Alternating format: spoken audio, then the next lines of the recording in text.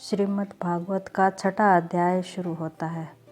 श्री भगवान जी बोले, हे अर्जुन, जिसकी कर्म फल में आसक्ति नहीं और कर्मों को करता है वह सन्यासी और योगी है, और जिसने हवनादि लोक के कर्म छोड़ दिए हैं वह योगी नहीं है।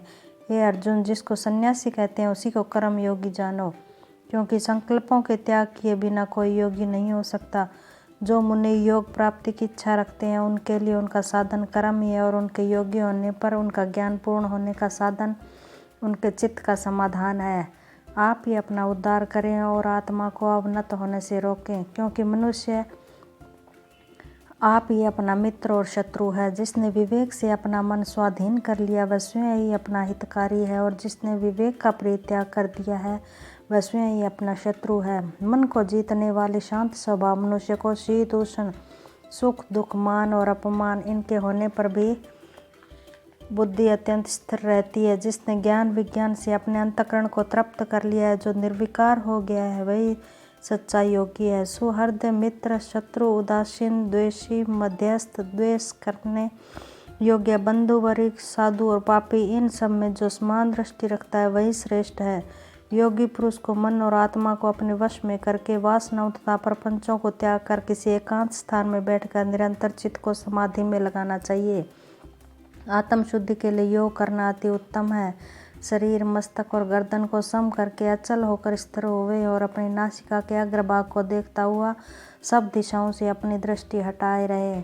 भय रहित होकर शांत चित्त से ब्रह्मचर्य व्रत का पालन करें। मन को रोककर मुझ में ही लीन होकर मन को योग में लगावें। इस प्रकार मन को वश में रखने वाले योगी को निरंतर योगाभ्यास करते हुए मुझ में समर्पित रहने वाले को निर्वाण पद की प्राप्ति होती है। जो अधिक भोजन करता है या अनेक दिन उपवास करता है, जो बहुत देर सोता या जागता रहता है, उसको योग प्राप्त नहीं होता। जो उपयुक्त आहार और विहार करता है तथा कर्मों का योग्य रीति से पालन करता है तथा जो यथासंभव सोता और जागता है, योग ऐसे पुरुष का दुख मिटा देता है। तब संयम को प्राप्त हुआ चित्त अपनी आत्मा में स्थित हो जाता है और मन कामनाओं से निवृत्त हो जाता है। तभी योगी मोक्ष को पाता है।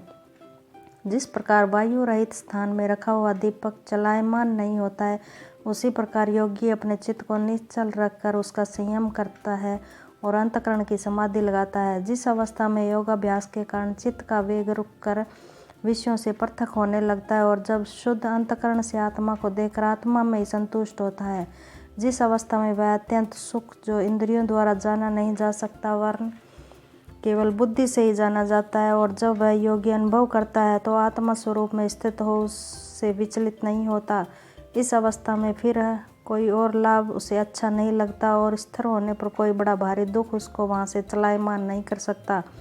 इस अवस्था को दुख संयोग वियोग कारक नामक योग जानना हो तो योग निर्विकल्प चित्त से निश्चय करके जानना चाहिए। संकल्प से उत्पन्न होने वाला समस्त कामनाओं को त्याग कर और मन ही मन में सकल इंद्रियों को चारों ओर से रोककर धैर्य के साथ बुद्धि को अपने अधीन कर धीरे धीरे विषयों से दूर हटा ले और भली भांति मन को आत्मा में स्थिर करके किसी वस्तु की इच्छा न करे और चंचल मन जिधर जिधर जाए उधर से इसको हटाकर आत्मा के वश में करना चाहिए।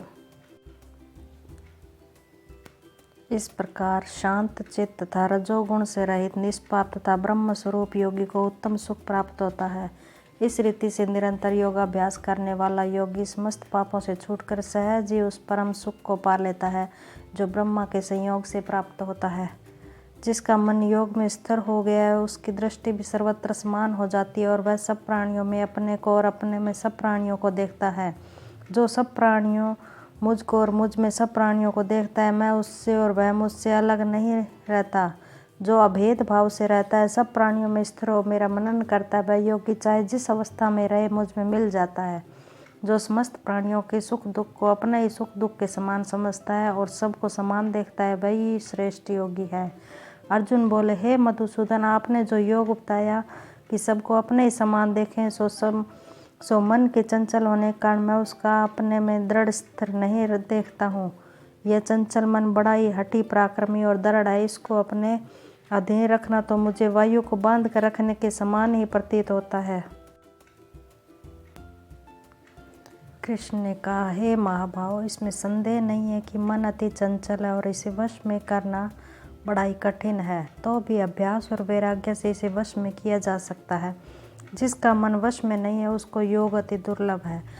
अर्जुन ने कहा है, हे श्री कृष्ण, जिसमें श्रद्धा तो है पर योग प्राप्त करने में सफल नहीं हुआ है, और जिसका चित्त योग से विचलित न हो गया है, वह योग सिद्धि न पाने से किस गति को प्राप्त होता है। श्री कृष्ण बोले, उसका यहाँ नाश नहीं होगा और परलोक में भी नहीं होगा, क्योंकि उत्तम कर्म करने वाले किसी मनुष्य की दुर्गति नहीं होती।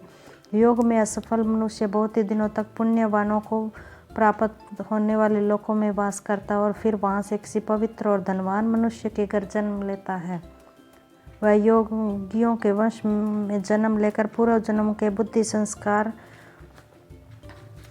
अर्थात आत्मज्ञान को पाता है, और उससे अधिक सिद्धि के बल में अनेक विघ्नों के पड़ने पर भी वह मोक्ष को प्राप्त होता है।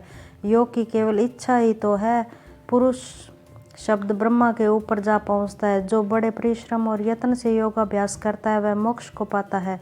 बड़े तपस्वियों से योगी श्रेष्ठ है। जो शुद्ध होकर अनेक जन्मों में परिश्रम करके सफल होता है, और ज्ञानियों से भी योगी श्रेष्ठ है। इसलिए तुम योगी बनो। केवल मुझ में ही मन लगाकर योग प्राप्ति के लिए जो मेरा भजन करता है उसको समस्त योगियों में से मैंने अत्यंत श्रेष्ठ माना है।